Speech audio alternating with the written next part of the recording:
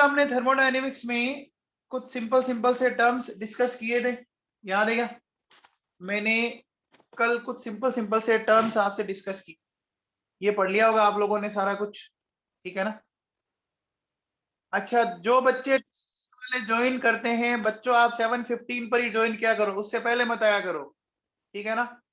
7:15 पे मैं एंट्री दूंगा, उससे पहले मत बैठ जाया करो। अब देखो बच्चों सुनो, कल को ये स्टेट फंक्शन और पाथ फंक्शन बताए थे क्या? आपको स्टेट फंक्शन और ये पाथ फंक्शन बताए थे। अब देखिए, अगर मैं आपसे एक चीज बोलूं, देखो एक बात समझना मेरी, क्या क्या है काम की बात। एक ऐसा बोला जाता है बच्चों कि अगर किसी भी सिस्टम के सारे स्टेट फंक्शन कांस्टेंट हो, ठीक है ना? अगर किसी भी सिस्टम के सारे स्टेट फंक्शन कांस्टेंट हो, तो वो सिस्टम किस कंडीशन में माना जाता है? इक्विलिब्रियम स्टेट में माना जाता है ना? स्टेट फंक्शन मैंने बताया था आप लोगों को, क्या किस पे डिपेंड करता है? वो इनिशियल और फाइनल स्टेज पर डिपेंड करता है। जैसे अगर मैं आपसे पूछूं, बताओ डिस्प्लेसमेंट और डिस्टेंस कौन इनिशियल एंड फाइनल स्टेज पर डिपेंड करता है? डिस्प्लेसमेंट करता है ना? तो समझ में आ गया? तो अब देखो बेटा सुनो, अगर मैं आपसे बोलूं क्या कि if there is no change, है ना, in all state function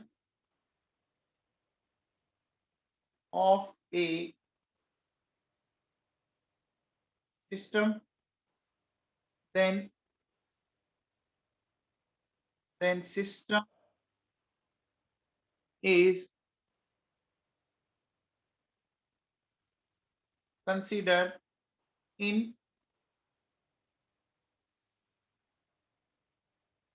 equilibrium state, ठीक है ना? तो क्या वो सिस्टम किस में माना जाएगा? इक्विलिब्रियम स्टेट में। समझ में आ गया बच्चों? अगर किसी भी प्रॉपर्टीज में कोई चेंज नहीं हो रहा है, अगर किसी भी प्रॉपर्टीज में, तो वो, अब देखो बच्चों सुनो, अगर मैं बोलूं, देखिए complete equilibrium state is made up of following three equilibrium, ठीक है ना? Complete equilibrium state is made up of following three equilibrium. देखिए बच्चों, कंप्लीट के लिए हमें क्या क्या चाहिए, सुनिए। सबसे पहला है मैकेनिकल इक्विलिब्रियम स्टेट, ठीक है ना? कौन सी? Mechanical equilibrium. मैकेनिकल का मतलब समझते हैं? देखो बच्चों सुनो, सपोज मेरे पास एक कंटेनर के अंदर इस तरह से, देखो बच्चों सुनो, ये कंटेनर है, इस कंटेनर के ऊपर मैंने मान लीजिए एक पिस्टन लगा रखा है बच्चों, ठीक है?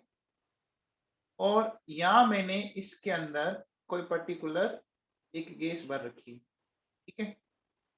ठीक है बच्चों, अब देखो बेटा, आपको पता होगा कि जो गैस के मॉलिक्यूल हैं कुछ प्रेशर एक्सर्ट करेंगे, करेंगे, बोलो बच्चों। और बाहर से भी कुछ इसके ऊपर प्रेशर लगेगा क्या? बोलो बच्चों, लगेगा। तो एक प्रेशर तो बाहर से लग रहा है जिसको अपन बोलते हैं पी एक्सटर्नल, एक अंदर से लग रहा है जिसको अपन बोलते हैं पी इंटरनल, ठीक है ना? बोलो बच्चों, पी एक्सटर्नल और पी इंटरनल।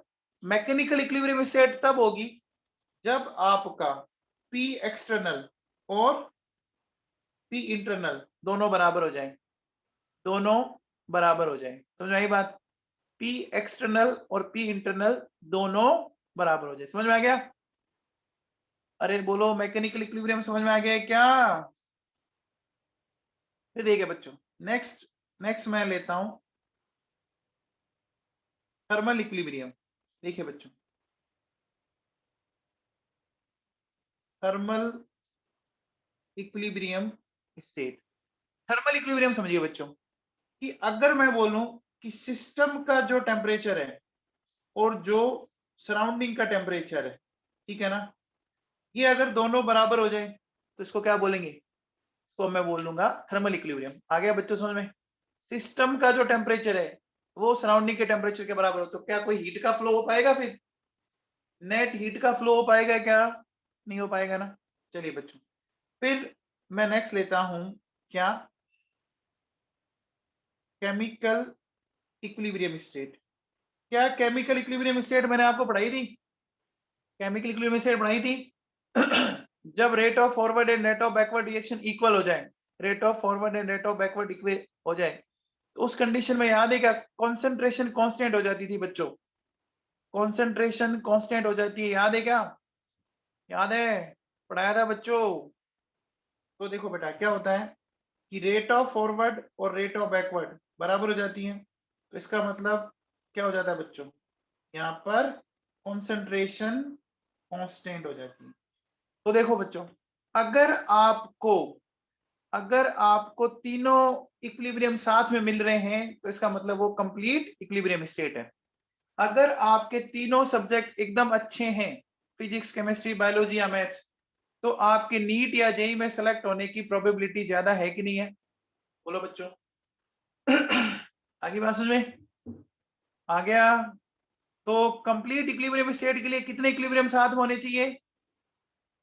3 इक्विलिब्रियम साथ में होने चाहिए। आ गया बच्चों समझ में? चलो अब आओ बच्चों आगे बात करते हैं। अब मैं बात करूंगा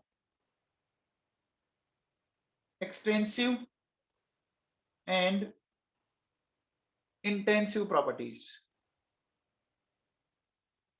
इसको बच्चों थोड़ा समझना, ये एक्सटेंसिव इंटेंसिव क्या है। मुझे एक चीज बताना, सबसे पहले बच्चों बताओ, अगर मैं आपसे पूछूं कि जैसे मेरे पास, मैंने बोला कि बॉइलिंग पॉइंट ऑफ वाटर, ठीक है, मैंने बोला बॉइलिंग पॉइंट ऑफ वाटर कितना होता है बच्चों? 100 डिग्री सेल्सियस, सबको पता है। अब बच्चों बताओ, 100 डिग्री सेल्सियस जब आप डिफाइन कर रहे हो, तो क्या कोई वाटर की अमाउंट डिफाइन करनी पड़ रही है क्या, कि 1 ड्रॉप है, 2 ड्रॉप है, 10 ड्रॉप है, 10 लीटर है, 5 लीटर है ना? तो क्या इसका बॉइलिंग पॉइंट अमाउंट पे डिपेंड कर रहा है क्या? क्या बॉइलिंग पॉइंट अमाउंट पे डिपेंड कर रहा है क्या? नहीं कर रहा ना, पक्का नहीं कर रहा। बोलो समझ में आ गया? तो अगर कोई ऐसी प्रॉपर्टी जो अमाउंट पे डिपेंड नहीं करती है, अगर कोई ऐसी प्रॉपर्टी जो अमाउंट पे डिपेंड नहीं करती है, उसको बोलते हैं बच्चों इंटेंसिव प्रॉपर्टी। तो क्या बोलते हैं? Intensive property. समझ में आ गया? इंडिपेंडेंट प्रॉपर्टी हो गई, मास पे डिपेंड नहीं करी। अब आओ देखो बच्चों, एक मैंने बोला कि देखिए बच्चों, मैं बोलता हूं कि मेरे पास है, देखिए मैं ऐसा बोलता हूं बच्चों, मैंने बोला कि आ, एक बिस्किट खाने से मान लीजिए मुझे 10 किलो कैलोरी एनर्जी मिली। एक बिस्किट खाने से, मैंने बोला कि मैंने एक बिस्किट खाया बच्चों, ठीक है, इससे मुझे 10 किलो कैलोरी एनर्जी मिली, ठीक है। तो बच्चों बताओ, अगर मैं 2 बिस्किट खाऊंगा तो क्या 10 ही मिलेगी क्या? नहीं मिलेगी, 20 मिलेगी। तो अब बताओ बच्चों, ये जो एनर्जी है वो अमाउंट पे डिपेंड कर रही है क्या? एनर्जी अमाउंट पे डिपेंड कर रही है। तो जो अमाउंट पे डिपेंड करेगी, है ना, और दो चीजें हो गई, एक तो अमाउंट पे डिपेंड कर रही है, एक अमाउंट पे डिपेंड नहीं कर रही है। इतना समझ में आ गया क्या? तो देखो बच्चों सुनो, क्या होता है कि देखिए, अमाउंट डिपेंडेंट प्रॉपर्टीज, ठीक है ना, वो तो होती है एक्सटेंसिव प्रॉपर्टीज, ठीक है। जैसे मैंने एक एग्जांपल लिखा एनर्जी, ठीक है, और फिर मैंने बोला अमाउंट इंडिपेंडेंट प्रॉपर्टीज जो होती हैं वो हो गई, बोलो बच्चों, वो होगी इंटेंसिव, ठीक है। जैसे मैंने एग्जांपल के तौर पे लिखा बॉइलिंग पॉइंट है, फ्रीजिंग पॉइंट है ना, मेल्टिंग पॉइंट है, इस तरह से। समझ में आया? बोलो बच्चों, इतना सबको समझ में आया क्या? देखो, इंटेंसिव को ऐसे याद रख लो, इंटेंसिव में आई है ना, तो आई से याद रख लो इंडिपेंडेंट, याद आ जाएगा क्या? रह जाएगा? बोलो बच्चों, पक्का?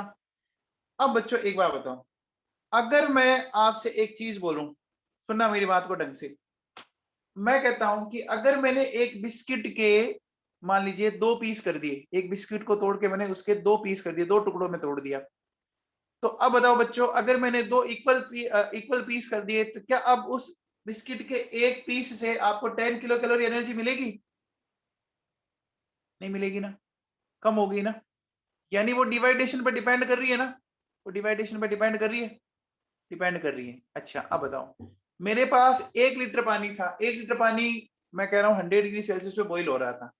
अब मैंने इसको 2 अलग अलग कंटेनर में आधा आधा लीटर कर दिया, तो क्या अब जैसे ही मैंने उसको हाफ लीटर किया, तो क्या बॉइलिंग पॉइंट 50 रह गया? क्या बॉइलिंग पॉइंट तो अभी भी कितना है, 100 डिग्री सेल्सियस है ना।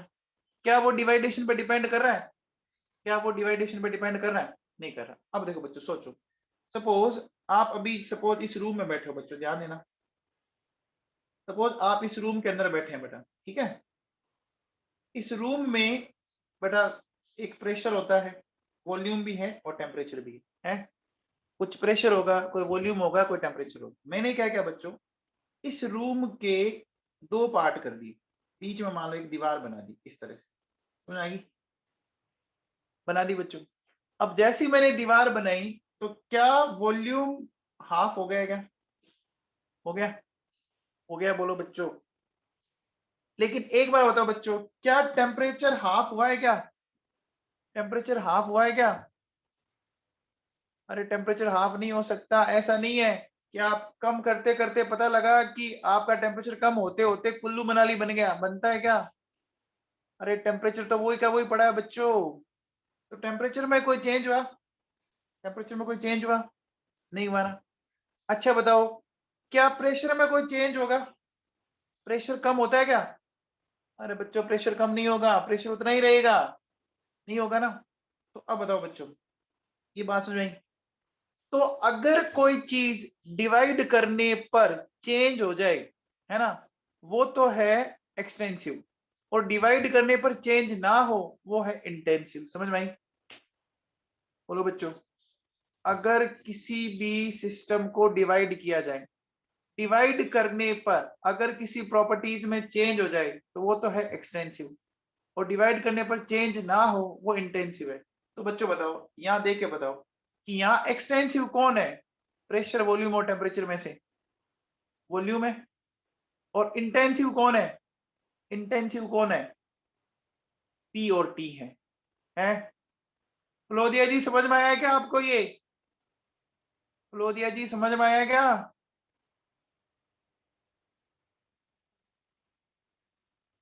तो देखो बच्चों, मैं कह सकता हूं क्या, देखिए,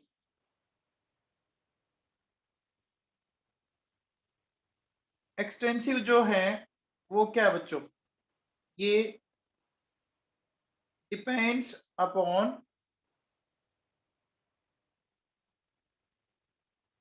डिवीजन ऑफ सिस्टम, सही बात है। और इंटेंसिव क्या है ना, क्या बोलेंगे, does not depend upon division of system. आ गया बच्चों? जैसे देखो, मैं एग्जांपल ले लेता हूं, यहाँ पर एग्जांपल ले लिया मैंने, वॉल्यूम, ठीक है ना। यहाँ मैंने बोला जैसे वॉल्यूम, यहाँ मैंने बोला प्रेशर एंड टेम्परेचर। बोलो बच्चों, ये प्रॉपर्टी समझ में आई? डिवीजन वाली प्रॉपर्टी सबको समझ में आई बच्चों?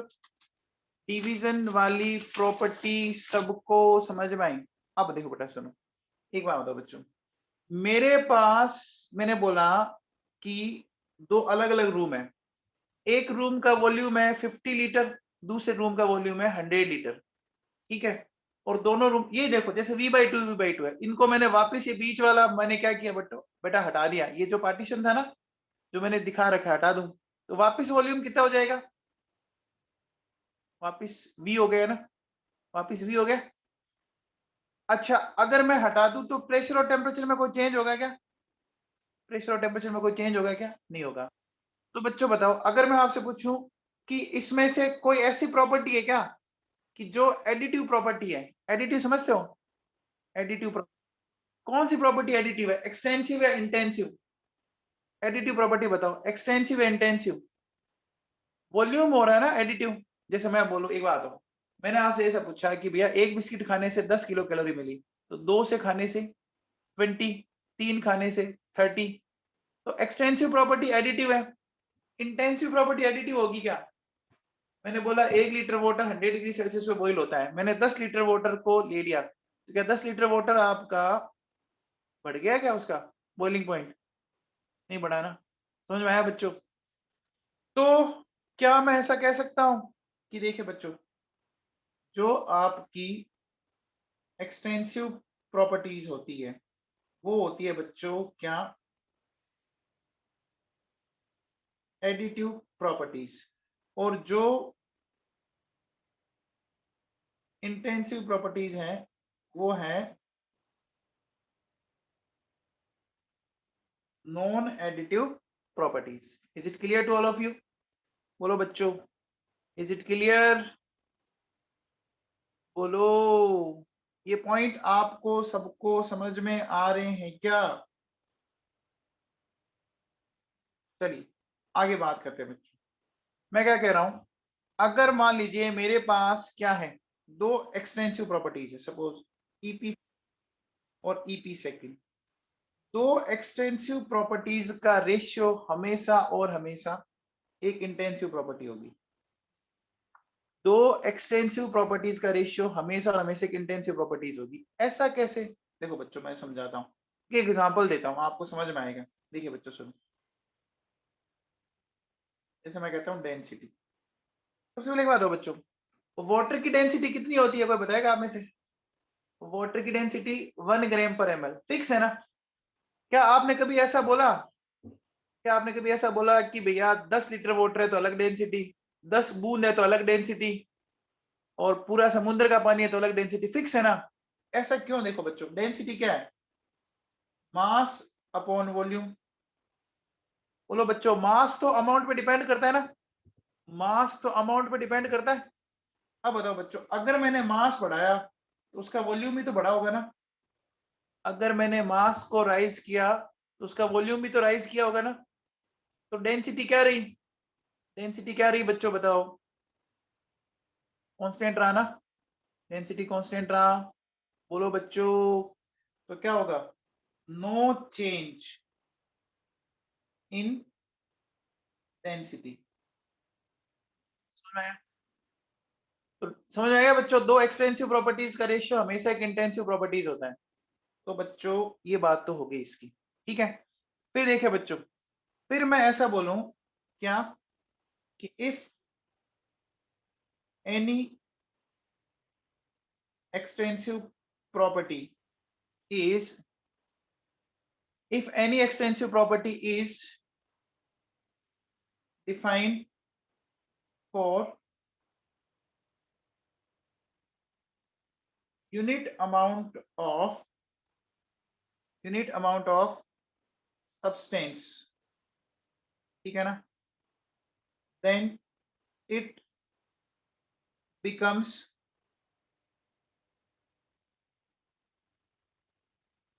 intensive property।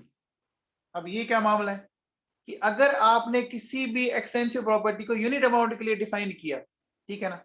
अब देखो बच्चों, यूनिट अमाउंट का पता कैसे लगेगा, मैं आपको बताता हूं। देखो बच्चों, मैंने ऐसे लिखा, प्रीफिक्स फॉर यूनिट अमाउंट। क्या क्या यूज ले सकते हैं? आपको ऐसा बोलेगा, मोलर बोला सपोज, है ना। आपको ऐसा बोलेगा, इक्विवेलेंट बोला, आपको ऐसा बोला, स्पेसिफिक, ठीक है ना। जैसे मुझे ये बताओ बच्चों, वाटर का मोलर मास क्या होता है बच्चों बताओ? वाटर का मोलर मास क्या होता है? वाटर का मोलर मास क्या होता है? एक मोलर मास 18 होता है ना? वाटर का मोलर मास 18 होता है। अब बच्चों बताओ, अगर मान लीजिए मैंने 10 लीटर वाटर ले लिया, तो क्या मोलर मास चेंज हो जाएगा क्या? क्या मोलर मास चेंज हो जाएगा क्या बच्चों? नहीं होगा ना। अरे बच्चों समझ में आया? बोलो, आई बात समझ में? जैसे मान लीजिए मैं कहता हूं कि भैया, मैंने बोला 1 kg वाटर ने मान लीजिए मैं ऐसा कहता हूं कि 1 kg वाटर, या अपन बोलते हैं कि molar volume of water 18 ml है सपोज। तो अब बताओ बच्चों, 1 मोल का तो वॉल्यूम फिक्स है ना। अरे 1 मोल का तो वॉल्यूम फिक्स है। जैसे एक ऐसे सोचो बच्चों, मैंने बोला कोई मैं मार्केट 1 kg चीज ली मैंने, ठीक है ना। 1 kg चीज मैंने अगर ली, हमने बोल दिया कि भैया इसकी जो रेट है वो 100 रुपीज है। अब मान लीजिए मैंने 1 kg ली तो भी वही है, 2 kg ली तो भी वही है, 10 kg ली तो भी वही है ना। अरे बच्चों समझ में आ गया क्या? बोलो, ये बात समझ में आई? तो अब पता कैसे लगेगा आपको, पता कैसे लगेगा आपको कि नाम के आगे मोलर लिखा मिल सकता है, इक्विवेलेंट लिखा मिल सकता है, स्पेसिफिक लिखा मिल सकता है। जैसे मान लो मैं आपसे बोलता हूं भैया molar volume, molar volume, molar volume का मतलब 1 मोल का वॉल्यूम। तो बच्चों 1 मोल का वॉल्यूम तो फिक्स होगा ना। अरे 1 मोल का वॉल्यूम तो फिक्स होगा ना, होगा कि नहीं होगा? क्या ये बात समझ में आई आप लोगों को? अरे आप यूनिट अमाउंट के लिए डिफाइन कर रहे हो, यूनिट अमाउंट के लिए डिफाइन करने का मतलब समझ में आया क्या? देखो बच्चों, आप क्या कह रहे हो, यूनिट अमाउंट भी डिफाइन करने का मतलब समझो कि कोई एक्सटेंसिव प्रॉपर्टी थी, आपने उसमें नीचे डिवाइड किया यूनिट अमाउंट। तो आप बताओ बच्चों, आपने उसको अमाउंट से डिफाइन किया, अमाउंट से सॉरी डिवाइड किया, है ना। तो आप बताओ कि एक तो एक्सटेंसिव प्रॉपर्टी है ही, और अमाउंट भी तो कैसी प्रॉपर्टी है, अमाउंट भी तो कैसी प्रॉपर्टी है, एक्सटेंसिव है इंटेंसिव? एक्सटेंसिव। दो एक्सटेंसिव प्रॉपर्टीज का रेशियो बन जाएगा क्या? दो एक्सटेंसिव प्रॉपर्टीज का रेशियो क्या बन जाएगा? इंटेंसिव बन जाएगा। बन जाएगा क्या? बोलो बच्चों। चलो बच्चों, अब मैं ना अब एग्जांपल लेता हूं, एग्जांपल से फिर अपन और अच्छे समझने की कोशिश करते हैं बच्चों, ठीक है ना। तो देखिए बच्चों, मैं लेता हूं सबसे पहले एक्सटेंसिव प्रॉपर्टीज। बच्चों बताओ, मैंने बोला मास, क्या मास एक्सटेंसिव प्रॉपर्टी है क्या? बच्चों बताओ, मैंने ऐसा बोला बच्चों, मेरे पास 1 मोल वाटर है, 1 मोल वाटर का मास कितना होगा? 1 मोल वाटर का मास कितना होगा?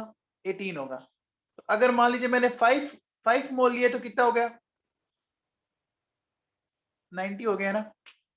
बोलो बच्चों, डिपेंड कर रहा है ना अमाउंट पे, डिपेंड कर रहा है। मास के बाद देखो बच्चों वॉल्यूम, वॉल्यूम डिपेंड करेगा ना अमाउंट के ऊपर, डिपेंड करेगा बच्चों।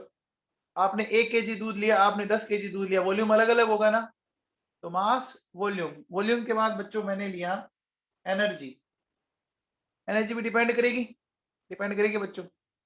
एनर्जी के बाद मैंने ली एंथैल्पी, एंथैल्पी एक तरह से एनर्जी होती है, एंथैल्पी एक मतलब एनर्जी है और कुछ नहीं है, ठीक है ना। फिर मैंने ली बच्चों हीट, हीट अमाउंट पे डिपेंड करेगी क्या? हीट अमाउंट पे डिपेंड करेगी क्या? बोलो बच्चों, डिपेंड करेगी ना। कैसे? आपने मान लीजिए एक फ्यूल के 10 ग्राम बर्न किया और एक जगह आपने एक फ्यूल का 1 ग्राम बर्न किया, तो क्या हीट बराबर मिलेगी क्या?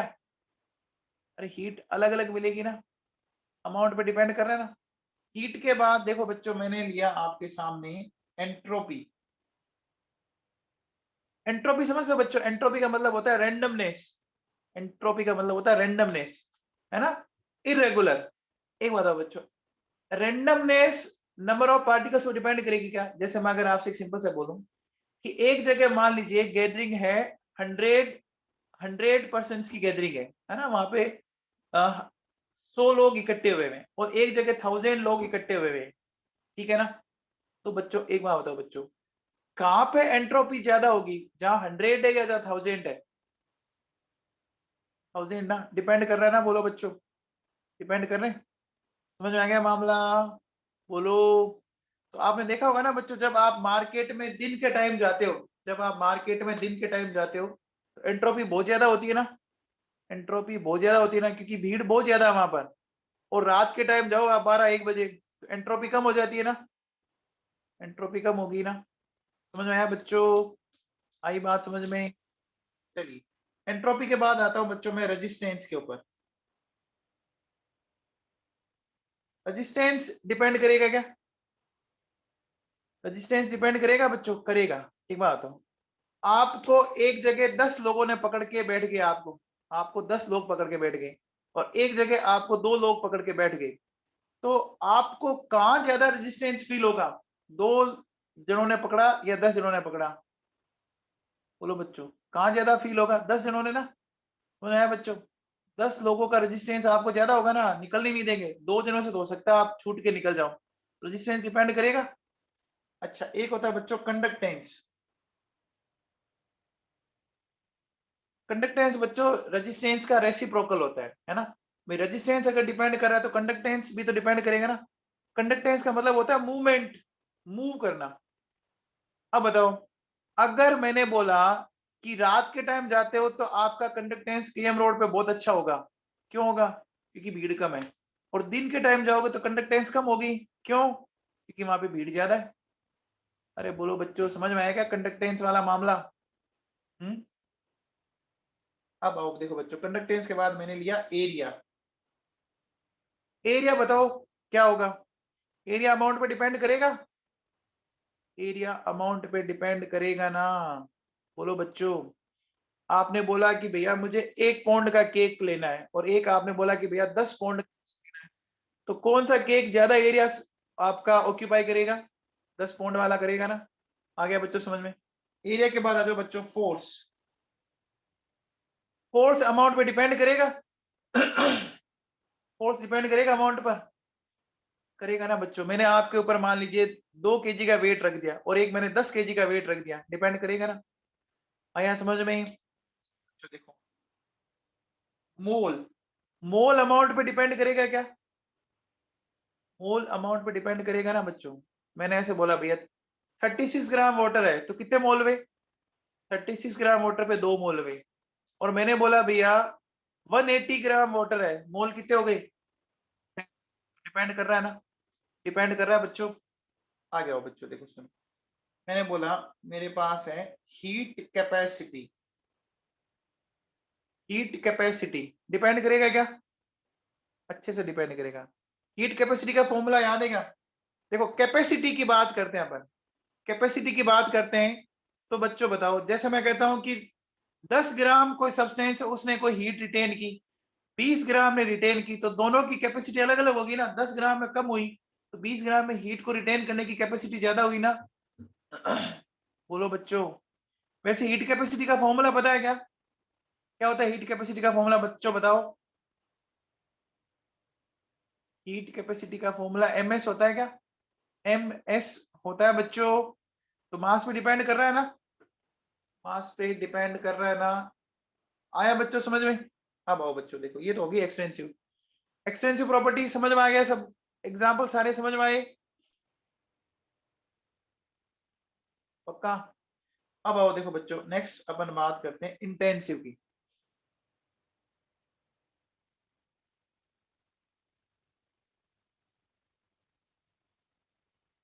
इंटेंसिव प्रॉपर्टीज की बात करेंगे अपन, ठीक है ना? इंटेंसिव लेते हैं बच्चों। इंटेंसिव में सबसे पहले लेता हूं मैं, देखिए बच्चों, मैंने बोला बॉइलिंग पॉइंट, मैंने बोला फ्रीजिंग पॉइंट, मैंने बोला मेल्टिंग पॉइंट। ये तो मैंने अभी बताया था आप लोगों को। बोलो बच्चों, बताया था ना? फिर देखो बच्चों, मैं बोलता हूं आपका रिफ्रैक्टिव इंडेक्स। बच्चों पढ़ा होगा ना रिफ्रैक्टिव इंडेक्स, एक म्यू, आपने कभी पढ़ा होगा, 10th में भी पढ़ा होगा ना रिफ्रैक्टिव इंडेक्स। एयर का म्यू कितना होता है बच्चों? एयर का म्यू कितना होता है? 1 होता है, फिक्स है ना। ग्लास का कितना होता है? 1.5। वाटर का कितना होता है? 1.33। फिक्स है ना वैल्यू? ये वैल्यूज फिक्स है ना, चेंज होती है क्या? आया बच्चों समझ में? आ गया? अब आओ बच्चों देखो, मैं कहता हूं नेक्स्ट डेंसिटी। डेंसिटी बताया बच्चों, डेंसिटी तो अभी समझाया था मैंने आप लोगों को। अब आओ बच्चों, मैं आपसे पूछूं प्रेशर। याद करो, प्रेशर इंटेंसिव है, डिवाइड करने पे प्रेशर चेंज नहीं हो रहा था, नहीं हो रहा था ना? अरे नहीं हो रहा था। और वैसे बताओ प्रेशर किसका, प्रेशर का फॉर्मूला बताया क्या? Force upon area. प्रेशर ये होता है क्या बच्चों? फोर्स अपॉन एरिया होता है। तो फोर्स एक्सटेंसिव, एरिया भी एक्सटेंसिव, दो एक्सटेंसिव का रेशियो क्या हो गया? दो एक्सटेंसिव का रेशियो क्या हो गया? इंटेंसिव हो गया क्या? ठीक है बच्चों। अब आओ बच्चों, नेक्स्ट मैं बात करता हूं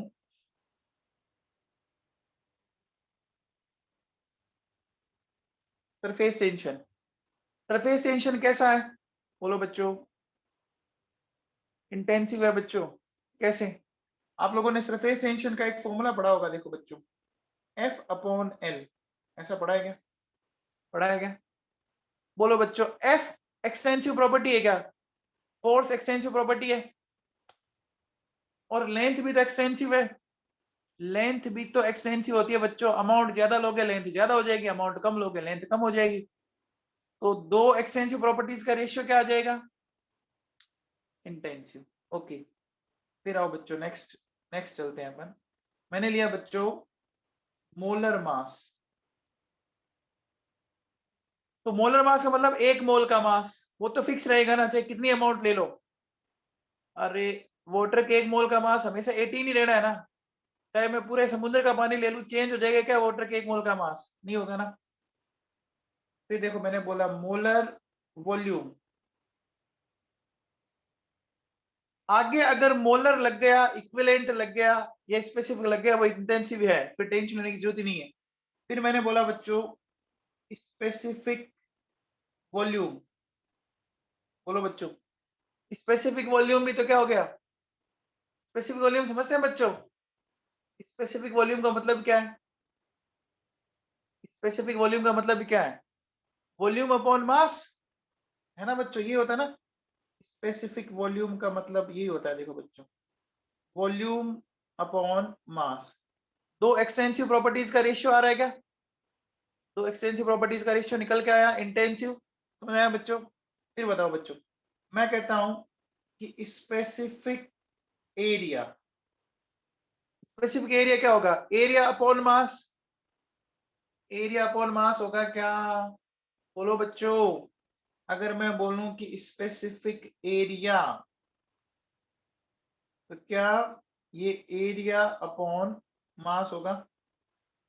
ठीक है, एरिया और मास दोनों आपने देखा बच्चों कैसी प्रॉपर्टीज है। इंटेंस सॉरी एक्सटेंसिव, एक्सटेंसिव का रेशियो इंटेंसिव आ गया। फिर देखो बच्चों, मैंने बोला क्या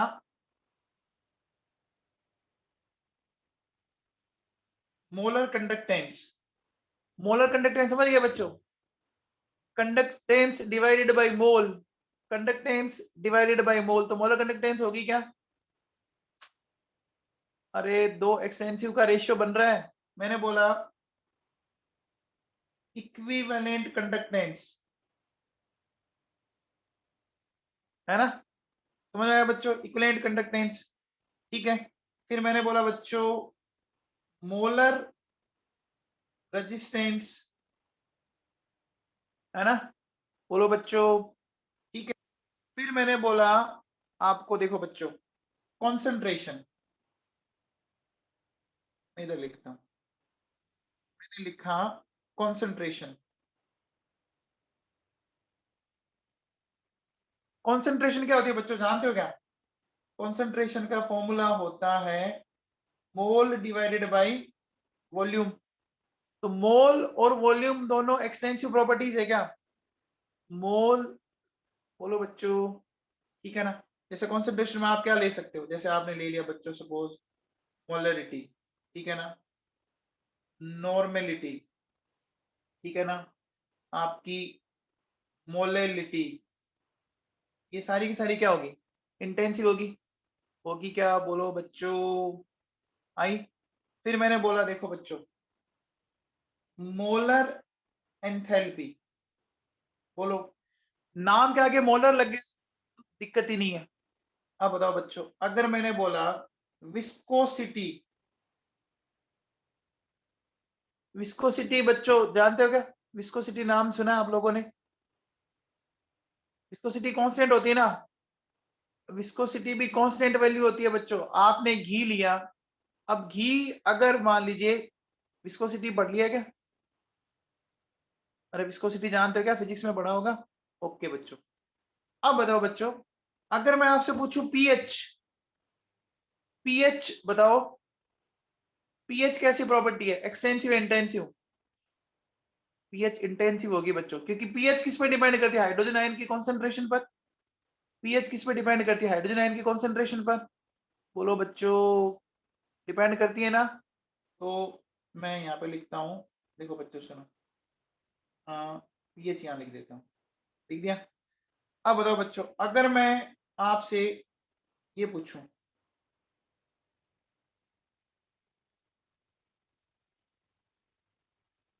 बॉन्ड ऑर्डर बताओ बच्चों, बॉन्ड ऑर्डर एक्सटेंसिव या इंटेंसिव? इंटेंसिव होगा ना। बॉन्ड ऑर्डर अमाउंट पे डिपेंड करता है क्या? अरे ऑक्सीजन का बॉन्ड ऑर्डर अगर 2 है तो वो क्या है, इंटेंसिव है ना। चाहे ऑक्सीजन का 1 मॉलिक्यूल लो चाहे 10 लो। बोलो बच्चों, समझ में आ गया? अच्छा, मैं बोलता हूं बॉन्ड ऑर्डर के बाद डाइपोल मोमेंट अमाउंट पे डिपेंड थोड़ी नहीं करता है ना। बोलो बच्चों, आगे बात में।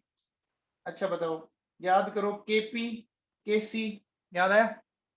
केपी केसी याद करो। केसी क्या होता है? Concentration of product divided by concentration of reactant. ये इतने एग्जांपल समझ में आए? भाविका सचदेव समझ में आए तेरे को? भाविका सचदेव बच्चों यहाँ समझ में आया क्या? सबको समझ में आया पक्का? अक्षिता नौलखा समझ में आया तेरे को? बच्चों यहाँ से क्वेश्चन आता है, ध्यान रख लेना। चलो अब अपन चलते हैं बच्चों, नेक्स्ट बात करते हैं, नेक्स्ट टॉपिक उठाते हैं अपन। क्या मैं लेता हूं बच्चों,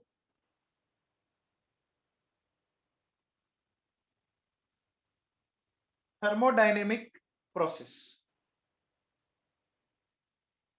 थर्मोडायनेमिक प्रोसेस, ठीक है ना। अब बोलो बच्चों, ये थर्मोडायनेमिक प्रोसेस की डेफिनेशन बड़ी सिंपल है कि वो पाथ जिसके अलोंग आपके स्टेट चेंज हो जाए, ठीक है ना। वो पाथ जिसके अलोंग सिस्टम की स्टेट चेंज हो जाए, पोजीशन चेंज हो जाए। तो पहले तो मैं इसकी डेफिनेशन लिख देता हूं। देखो बच्चों सुनो, path along which state of system changes, है ना। Path along which state of system changes। अब देखो बच्चों सुनो, इसको मैं एक सिंपल वे में समझाने की कोशिश करता हूं आप लोगों को। देखो ये जो मैं एग्जांपल ले रहा हूं ना, ये किसी जमाने में जेई में आया हुआ क्वेश्चन है, ठीक है ना। मैंने बच्चों क्या किया, प्रेशर और वॉल्यूम के बीच में एक ग्राफ है, उसी से अपन बात करें बच्चों, ठीक है ना। तो ये इस तरह से ले लिया बच्चों। देखो मैं, देखिए मैं बोल देता हूं, ये ए है, ये बी है, ये सी है और ये डी है। तो बच्चों एक बात बताओ बच्चों, जैसे मैं ए से बी चला, अगर मैं ए से बी चला तो स्टेट ऑफ सिस्टम चेंज हुई क्या? वॉल्यूम चेंज हुआ क्या? अरे ए पे वॉल्यूम कुछ अलग है और बी पे कुछ वॉल्यूम अलग है ना बच्चों। ये तो समझ में आ रहा होगा ना। ए पे वॉल्यूम ये होगा, बी पे वॉल्यूम ये होगा होगा। तो मैं एक काम करता हूँ, देखो बच्चों सुनो, मैं ऐसा ले लेता हूँ। देखो बेटा, क्या मैंने यहाँ तो लिख दिया पाथ, है ना। फिर मैंने लिख दिया कांस्टेंट पैरामीटर, ठीक है ना, कांस्टेंट पैरामीटर। फिर नेम ऑफ प्रोसेस, ठीक है, और फिर इफेक्ट। ये अपन थोड़ा सा समझने की कोशिश करें। तो सबसे पहले आ जाओ बच्चों, सबसे पहले मैं लेता हूं पाथ, लेता हूं ए बी पाथ, ठीक है ना। कौन सा पाथ लिया मैंने? ए टू बी। तो ए टू बी जब मैंने लिया तो क्या बच्चों इसका प्रेशर आपको कांस्टेंट दिख रहा है क्या? क्या इस कंडीशन में इसका प्रेशर कांस्टेंट दिख रहा है? तो कांस्टेंट पैरामीटर बच्चों प्रेशर हो गया क्या? बोलो बच्चों, अगर कांस्टेंट पैरामीटर प्रेशर है तो मैं इसको आइसोबारिक बोल सकता हूं क्या? क्या मैं इसको आइसोबारिक बोल सकता हूं? प्रेशर जब कांस्टेंट है तो उसको आइसोबारिक बोलते हैं बच्चों। तो मैं नेम ऑफ प्रोसेस क्या बोल सकता हूं? आइसोबारिक। एक बात हो बच्चों, आप लोगों ने ये पढ़ रखा है, देखो पीवी इक्वल्स टू एनआरटी, ये पढ़ा हुआ है इक्वेशन, ये मैंने पढ़ाई थी बच्चों। अब अगर आइसोबारिक है तो प्रेशर आपने कर दिया कांस्टेंट, प्रेशर कांस्टेंट कर दिया। मोल और ये गैस कांस्टेंट, ये तो दोनों वैसे ही कांस्टेंट होते हैं, तो मैं कह सकता हूं, बोलो बच्चों, कि इस कंडीशन में क्या हो गया, V directly proportional to T हो गया क्या, V directly proportional to T हो गया क्या, बोलो बच्चों, हो गया। अब बताओ बच्चों, जब A से B ये गया, A से B गया तो वॉल्यूम बढ़ा है क्या, A से B जाने पर वॉल्यूम बढ़ा है क्या, अरे A से B जाने पर वॉल्यूम बढ़ा है ना, देखो ये V1 है, ये V2 है, तो बच्चों बताओ, जब वॉल्यूम बढ़ा है तो टेम्परेचर भी बढ़ा होगा, टेम्परेचर बढ़ा होगा ना, तो कैसा इफेक्ट ऑब्जर्व होगा, हीटिंग इफेक्ट या कूलिंग इफेक्ट, हीटिंग या कूलिंग, हीटिंग इफेक्ट होगा ना। देखो बच्चों, यहाँ पर हीटिंग इफेक्ट ऑब्जर्व हुआ। आगे आओ बच्चों, नेक्स्ट बात करते हैं बी।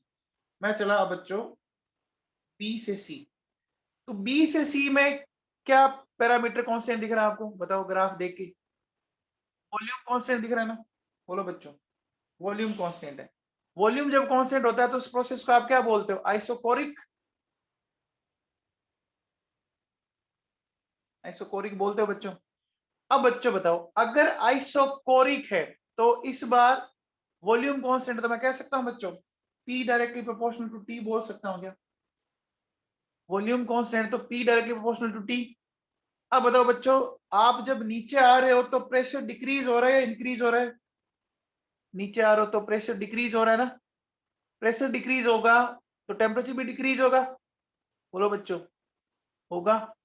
तो कैसा इफेक्ट ऑब्जर्व होगा आपको, कूलिंग इफेक्ट ऑब्जर्व होगा, होगा क्या, आया समझ में। चलिए बच्चों, नेक्स्ट नेक्स्ट बात करते हैं सी से डी। सी से डी तो वापस बताओ, कौन सी प्रॉपर्टीज कांस्टेंट है, कौन सी प्रॉपर्टीज, प्रेशर कांस्टेंट है, तो वापस ये आइसोबारिक हो गया, हो गया, और V डायरेक्टली प्रोपोर्शनल टू, लेकिन इस बार वॉल्यूम क्या हो रहा है, इस बार वॉल्यूम क्या हो रहा है बच्चों, सी से डी जाने पर डिक्रीज कर रहा है, वॉल्यूम डिक्रीज कर रहा है तो टेम्परेचर भी डिक्रीज करेगा, तो कैसा इफेक्ट ऑब्जर्व होगा, कूलिंग इफेक्ट ऑब्जर्व होगा, होगा क्या। फिर आओ बच्चों नेक्स्ट डी, डी से ए आया मैं, डी से ए वॉल्यूम कांस्टेंट है बच्चों, बताओ, तो अगेन ये हो गया आइसोकोरिक, हो गया। इस बार देखो बच्चों, मैं कह सकता हूं P डायरेक्टली प्रोपोर्शनल टू, तो कैसा इफेक्ट आया, हीटिंग इफेक्ट आ गया, आ गया क्या, इतना सबको समझ में आ गया, ये बातें आपको सबको समझ में आ गई। चलो बच्चों, बाकी कर लेते हैं बेटा, ठीक है।